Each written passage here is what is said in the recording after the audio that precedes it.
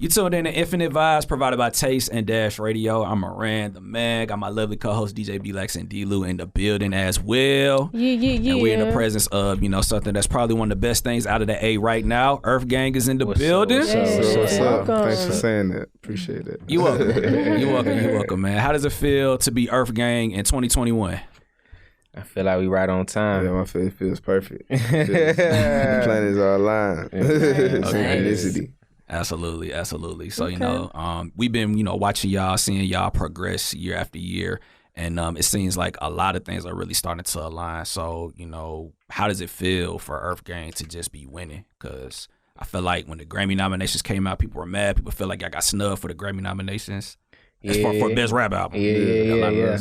I mean, for real, we really just been riding off the wave of our fans and like everything that we've been doing up to this point, you know what I'm saying? So like anything, any recognition, anything from here on out, we already know that it's because our fans and we put the work in, so we ain't really tripping.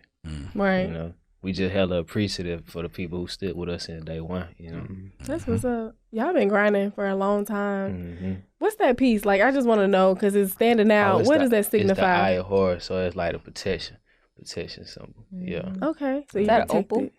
I don't think so. Eye? It looked like it, but I don't know. I ain't checked into that. Yeah. Okay. Checked into that. Super dope.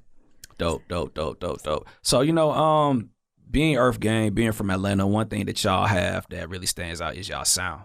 You know what I mean? So when it comes to the sound of Earthgang, how do y'all stay so creative with what y'all got going on? One, we listen to everything. Right. We always have been like super into music, just sound. Like I listen to the sync drip and be like, you know what I'm saying? Think ideas out that, you know what I'm saying? It's like we are super into sound. So listening to everything, absorbing music from all type of parts of the world, you know what I'm saying? Like it keep you wanting to bring creativity in your own pocket. Absolutely. Yeah, and I always want to try something new, you know what I'm saying? Try something different, but make sure it still feel good, make sure it still hit, you know what I'm saying? But like still hit them with something new every time. Absolutely. So would you say to your music, is it more open-minded? Like you guys are more open-minded with your music versus staying in a box? Hell yeah, we ain't never trying to stay in no box. It's not fun, bro. It gotta be fun. Yeah. So how did Earthgang come about? Like how did y'all meet? We started, we were in Mays High School. And, in high school, everybody was rapping. You know what I'm saying? Everybody had typical Atlanta. You know what I'm saying? Knew a nigga who knew a nigga with the home studio or something. So like, you know what I'm saying? That's kind of how we met. We had class together. Yeah, we also knew niggas who was rapping together too. Yeah. But like the higher up we went, it's like, oh, you be rapping. What you doing after this? They go over there and rap. You know what I'm saying? And then shit just started to be like synergy, and we ended up getting accepted to the same college. And we was like, all right, fuck it, let's do it. Yeah. And then from there we just ran. Absolutely. Beautiful stuff. What was it like for y'all having J. Cole open up for y'all? Nah, that shit that was funny. Cause we was like, it was so last minute. I think he had flew down to see the show, and once he got there, we told him, you know what I'm saying, we want you to do something. He was like, man, I got to get back to my family, my kids and shit. So he was like, man, I'll jump out there in the beginning. We was like, yes, exactly. And, you know what I'm saying, we just trying to get the set list together and shit. I think you were under the weather. Yeah, I was sick that day. He was sick. Our DJ was there. He was trying to get it in. Like, so it was like everything was just happening backstage. We was just trying to get it together, and that shit happened perfectly. You know what I'm saying? It's like stupid surprise for sure for the people who was out there. A dumb surprise, but it was like, we deserve it, you know what I'm saying? Like Absolutely. We put in the work, and first and foremost, the fans deserve it too, you know what I'm saying? We love surprising them and turning shit up to the next level and what they think was finna happen. And with the whole little Dreamville army of humans in particular, they love to see like, you know what I'm saying? It's like the Avengers, you know what I'm saying? They love to see an episode, a crossover episode, you know what I'm saying? Like, that's all that is. So yeah, anytime we can do that, like you said, the fans deserve it. Right. Absolutely. So speaking of tour, you guys also opened up for Mac Miller. Rest in power to him, legend. Yeah. Like, how was that experience for you guys? That was great. That was an earlier tour for us, too. Like, that was the first paid tour. That was our first time we ever got paid to go on the road. So he blessed y'all with a paid tour. Yeah. Mm-hmm. What was some advice? Like, share some experiences? Like, we just, I don't know, Mac was cool, man.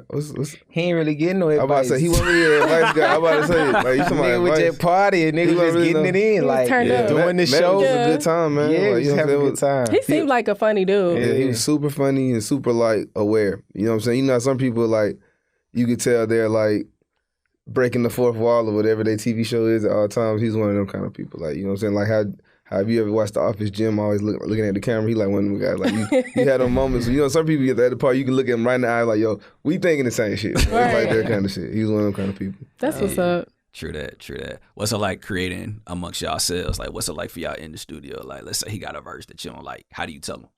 How do you tell him? I mean, like, nah. It's usually be like, it be more than just us in there. Yeah, you know what I'm saying? A lot of time, like, folks think it's just the homies. It be like a, you know what I'm saying? The homies. Like, and it's been like that for a long time with us too. Like Spillage Villages, like all us. Like even when like, you know what I'm saying? Like it's been stuff with, like with Jid records, we always in there. You know what I'm saying? For with our records, we always, you know what I'm saying? Yeah. So like that kind of starts a lot of the creative, like just bouncing ideas around.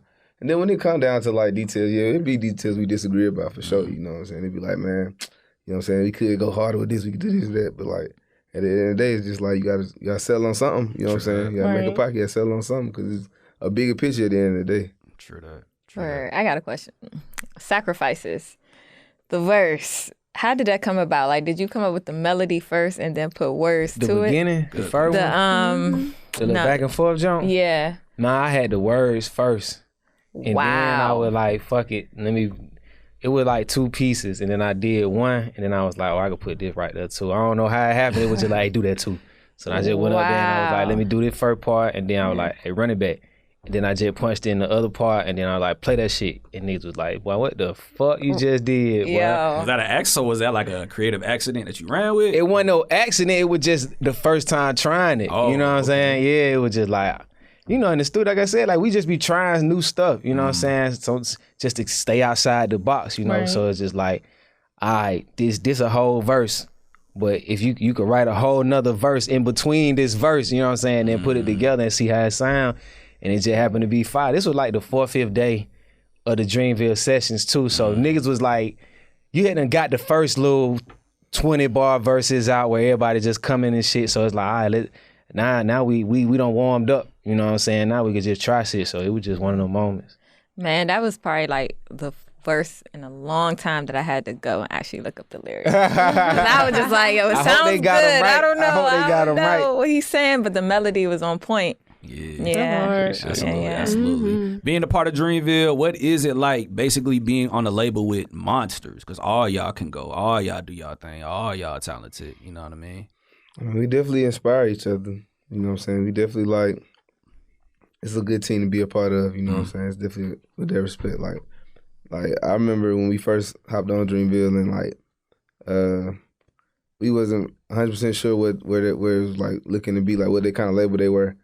And I remember like what kind of like gave me a lot of faith in them being the right decision, which is like seeing the trajectory of Boss and how he was just like becoming more and more of like a global thing. And I was like, yo, that's fire, bro. Like, that's fire, bro. Like, anybody can have like a couple streets, bro. But he want the world. Like, he made me want the world. You know what I'm saying? Like, so like that's like one of the best things about being in Dreamville. It's like, yo, we want the world, dog. You know what I'm saying? Like, absolutely. It's like, and when you know you around other people that want that, you willing to expand your horizon and your abilities to do whatever it takes to get yours of that. Right. Beautiful. And it's basically there. I mean, you guys are pretty well known all over. We ain't even got started. I'm about to say, it's early. It's early. It ain't even happened yet. That's early. That's crazy. It ain't even happened yet. That's what's up. Absolutely, because I mean, you know, y'all. I mean, you're saying you don't have the world yet, right? But you know, y'all had to do the little quarantine for 2 weeks just to go to Australia, New Zealand, you know, New Zealand, yeah, right? They not even letting Australians in New Zealand. Wow. Oh, wow. Yeah. Wow. New Zealand, like they Canada, like they like nah. Can't come in there. Beautiful. So is Spillage Village like the collective? Is that a part of Dreamville, or that's y'all? Well, I mean, it's his own thing for sure. Yeah. But I mean, there's 3 Dreamville artists. There's also Spillage Village. Yeah. But like we was Spillville before that. You know what I'm saying? That's what we was calling ourselves. We didn't even know the word Dreamville existed. Like we was just calling ourselves that in school, just like hanging out, getting high together. Like that was my spill, bro. Hey, bro, we spill. You know what I'm saying? We said at each other all the time, like. Call each other, you know what I'm saying? Gia call me in the morning, bro, spill what you on. Nothing, bro, rolling up, pull up. You know what I'm saying? We would just do that. That was just like the vibe what we called each other. So real and then, and then before they were sliming, they were spilling. Yeah, you know what I'm saying? We would just spill. That's just something we just said in our little squad. How did y'all connect with Black then? How did Black get in there? Black was part of he ended up being part of the little squad. Like, once we came back to Atlanta, and we had a little house, me and G was roommates. And Black, he met Black at one of them like little local, like little shows. You know what I'm saying? It was all the little local shows happening in the city all the time. Right. And he met Black at one of them. Next thing I know, Black one of the roommates too. You know what I'm saying? Then we all kind of was just like in this little trash little house. But it was like, it was fun though, because we was in there like, you know what I'm saying, like learning and sharpening, and like we was all learning from each other. Right. You know what I'm saying? Like Black had, at the time, Black was like, I don't know if I was like probably like 23, 24. Black was probably like 20, 21. He had already been in the deal for 4 years since he was like 16, 5 years, you know what I'm saying? He'd already been through a bunch of like industry stuff. So we was having conversations with him, trying to learn like that stuff that he learned in high school. Right. So you know what I'm saying? All of that was just like, just the combination of where we are now. Like for us to all be signed to like damn near the same relative labels and stuff like that now, it's crazy, you know? Yeah. How do y'all feel about the new Atlanta right now? Because even with the local stuff that y'all used to do, I really do feel like y'all set it. You know, y'all set a trend for a lot of people to follow. Well, I would say we did the first show in the department store. I was about to bring up department store. That's just a landmark. We did the first rap show in the department store. We did that shit. That's hard. We did the first one, because before that, they were like a little salsa club or some weird shit. Not to say that's weird, you know what I'm saying? I know how we are today, but yeah, like, not weird. Like I know how we are today, but like it was. We did the first like show there, and then after that, like all our people, all the DJs that was throwing parties there was like niggas we knew. And then it turned into this whole thing where like you had to get a department store set off to go viral type thing, you know what I'm saying? So I remember watching that happen, and like we used to be on audit, that whole little circuit, like 2015 through 16, 17 summers, really 2014 low key. Through all that time was like, we was running through all that time. That was like when we kind of built up where we were though. Absolutely. And so much has changed because, you know, it's like department store don't exist no more. Yeah, like, I don't know. It's not the same. You got to just really go viral now. You just got to get like a bunch of people from your hood and just make a video of all y'all standing in the same shot. That's how you make it. That's really how it goes. And I love it every time, but at the same time, I just know I feel like niggas feel like that's they on the way, because ain't no like, especially with this pandemic, but even pre-pandemic, it wasn't like the shows was the same like this, like, you know what I'm saying, like. It was a time when you knew, like, oh, you know what I'm saying? Like, Trinidad James had a show in Atlanta, and then next thing you know, he everywhere. Conan had a show at the department store, everywhere. Migos did the beer and taco. You know what I'm saying? It was like, these folks was getting, like, super huge off these one little moments in the city. Right. And, like, you know, I don't know if I see it the same way, because I ain't even hear nobody saying it. But interesting. Especially since COVID. Yeah, exactly. What have y'all been doing during quarantine outside of, you know, promo runs and making music? I ain't doing shit. Y'all just been chilling. I just been working, man. Yeah, just been working. Music, make music. That takes up a lot of your time. Family call you pick up for them. Yeah. I have been getting more in touch with family. Like I said, we've been on the road for the past like 4 years. Right. So it has been cool, like coming back home, going back to the south side, like seeing niggas you ain't seen in a while, like that whole thing. It definitely is good for the music too. Because like making a bunch of stuff when you on the road is like, that's cool. It's dope. You know what I'm saying? But like I'm in Germany today, I'm in Amsterdam tomorrow, you know what I'm saying? I'm like, blah, blah, blah. So you making like music to kind of feed that. Right. But like just being at home and like talking to your niggas and like talk to your mama and like shit like that, you be like, oh damn. You know what I'm saying? Like, how many songs y'all think y'all made during the pandemic? So many, bro. Buddy closed his eyes like that. So many, bro. Okay. So many songs. Dope. That's good. Dope. So we brought up the Grammys earlier, and you know, as somebody listens to y'all music, I do feel like y'all did get snubbed for the hip hop nominations. I feel like y'all should have definitely got nominated. Who won? I don't even know who won. Oh, they haven't done it yet. He talking about the nomination for this year. Oh yeah. I'm talking about for the last one. Oh. I don't know. I'm talking about the one we got snubbed for. He talking about for this year. Like y'all. True. Oh, you mean like snubbed for nominating? Yeah, they nominate y'all album. Yeah. I give you that. Yeah, facts. They did snub us. Yeah, so. But y'all did get another nomination for another category. Yeah. So, you know, how does it feel to have y'all names amongst all these people? That shit hella fire for, you know, some rapping niggas from Atlanta, Georgia to get nominated for best R&B record. You know what I'm saying? The finesse, you know what I'm saying? So it's fire because, you know, people really respect our diversity, you know what I'm saying, and the way we really not just rappers, we really artists and musicians, you know what I'm saying? And we really could do this. We study all types of music, you know, so it's like, you know, and to be a part of the Queen and Slim soundtrack, like that's fire too. Like everybody was, shout out to Motown and everybody involved on that jump. It's just, you know what I'm saying? Like I said, we right on time. Absolutely. Yeah. Speaking of being right on time, y'all are currently pushing this record with Wale. Yeah. Y'all are definitely talking y'all shit on there. Very creative. How did this whole just concoction happen? Shit. I started working on the beat 2019. Then the pandemic hit, you know what I'm saying? Then niggas had to sit down.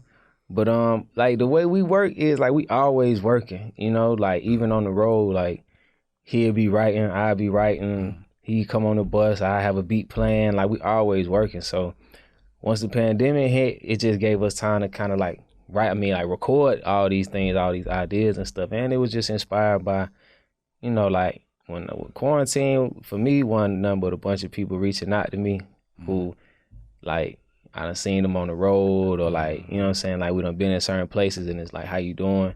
Someone was genuine, other was just like, they bored, you know what I'm saying? So it's like, it helped, you know, write the record. Like I know a lot of people was getting that too, you know, DMs was popping, but like who really talk about it, Reverend? You know what I'm saying? Niggas said, talk your shit, dog. Talk about it, Reverend. Niggas DMs was popping, but it was just like, you just bored, like you don't really fuck with me like that. Relationships in the pandemic, they need to write a book about that shit. Yeah, so it's like, you know, let's really be honest, like you get to choose who you want to, you know what I'm saying, like and respect that, but like don't get it twisted, you know, like we popping. Yeah. Oh, we popping. Earthgang know what the real is. Period. They ain't trying to holler at no girls who curved them, all right? Right. We with it. So yeah, man, thank y'all so much for coming to the show. Yes. Thank you for your vibes. Appreciate the Mutombo jersey. Oh man, you know, hey, bro, you know, it's Atlanta, man. Gotta put on for the A. So we always like to end these interviews and just, you know, positive words of affirmation. What are some advice that Earthgang can provide to anybody on their way up? Shit, take your time. Take your time, trust yourself. And don't compare yourself to other people. Yeah. Watch what they do, learn what they do, but don't compare yourself to where they are in their career, where you are yours. Dope. Wise words. And on behalf of us, we want to bless y'all with y'all own. I don't know if y'all got these, but courtesy of our sponsors, want to bless y'all. That's actually dope. Yes, sir. Like, what is it? Bless y'all with y'all Chaotica eyeball when y'all on the road cooking up. This is actually dope. Yeah, see? This can be your last interview and you happy about it. I'm happy about that interview. That's fire. That's what I'm saying. Ain't nobody else gifted us none of all these interviews. Say that in the mic. Say it in the mic. One dude gave me some weed that I ain't gonna lie. Oh, he did, my boy. Yeah. The Bullet Kid gave me some pack. It was noise. But shit is better. Shout out to Chaotica. Earthgang in the building. Please give our listeners your Instagram, website, and please introduce this record. This is Earthgang. You can follow us on Instagram, Twitter, Spotify, Apple Music at Earthgang. Earthgang is one word. Everything Earthgang. Everything Earthgang. This is Options, Earthgang featuring Wale. Right here on Infinite Vibes. There it is. Infinite Vibes. Taste Dash Radio. Let's get it.